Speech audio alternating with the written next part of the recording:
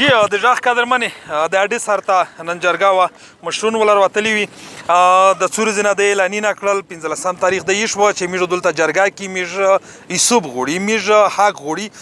حق کو چې پاکستان جوړ شوی دی شپږ شپېته لس کوله پیره شول د یې شپږ شپېته لسې کوله حق غواړي دېرش کوله حق غواړي د 15 کوله حق غواړي کاویز د دغه معنی ها د ام پی ای ها ځکه چې دغه بلرس پنډینا کې 11 کروڑه په ریپای کې د 3 کروڑه نقصان کړی وکړه دغه نه حق غواړي د میژو پښتنه کې د مسره مشر جوړ دی مشره ترته وشه یا تاسو 13 کوله غواړي د 15 کوله غواړي د 15 کوله غواړي د 1 کوله غواړي کومه کوله غواړي حق داس غواړي چې می سره د غدوی ساړی چې کیمو د زیاتای وش مخکې وخت میز درا وشته نه پسې چې خداویس په حال وخت شروع غای نم داویس منو ګون پسې میرسي چې دا تا نه دی رسیدلی لا سکورم نشته ورته خو د غدوی ساړی د میش خیانت کړی دی دغه نه یسوب غوړي او دا غونډه مازای په دا کې دی چې میز د یسوب رکو د غدوی ساړی چې ډیر غبن وکړه د غدوی ساړی د میش سره وکړه او علي وزیر ډیر وکړه بیا نصر الله وزیر وکړه په دا دوه باندې میز دا کوم سره متفق کی چې میز کله د یسوب سر تا ورسوي نور خبر ورسته راغلی خو میز سره دغه غوښ خیانت کړی دی چې دغه پستی په تاریخ کې نه شوی میز دا غوړي په دا وخت د ابل ارز 2 هفته مخه تقریبا 3 هفته مخه ټندر وی ټکی وی پاکه موجوده معنی ام پی ای 11 کروڑه وی پاکه 3 کروڑه نقصان وکړه مطلب هغه ټندر کې سره جوړ نشول نو دا یسوب توس فلال نه غوړي توس خالي دغه تیر غوړي الله خان میز د تو ډیره شکریا ادا کوي او میزا بسپلال په دادوی کې سبن لاګیای چې یو علي وزیر او یو نصر الله مغول خل چې کوم د ټینور تر کړای چې د زړه 15 کولا تیر کړل میز دای سوب غوړي د نور خو څټه کسی دي کاچیر هغه بنوکی ان دي خلصدین کی او چې کیم سړای د کوم سره دوکا کی خو په حال دغه دوی کاسونه ډیر غټ نقصان میستارو کو پر بیناری پیسې آشوي د ونه نقصان دی د میز د کم نسل نقصان دی د دې میز د مشرونو نقصان دی میز د دوا کاسون ته په خواشي دغه خال څه ولا وتلای دی چې روسا تم په ګروند ودراوا چې تو روټ چیر کې دی یا تو ډوګول چیر کې دی یا تو شمسی چیر کې دو یا تو ټیو بل چیر کې دی ٹھیک ډیره مهرباني ډیره شکریا مولانا فضل صاحب سره جوړ دی فضل صاحب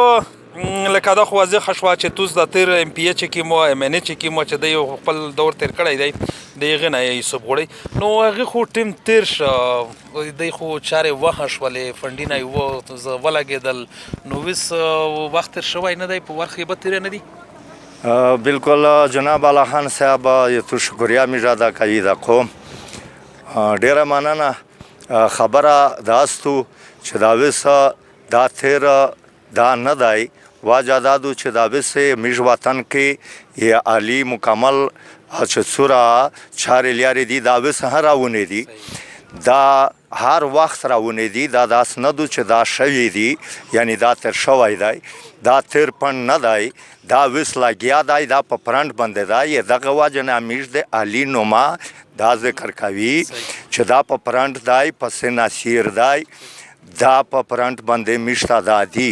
یعنی اچھا دا سه وخت وروشي چې یعنی معنا دادو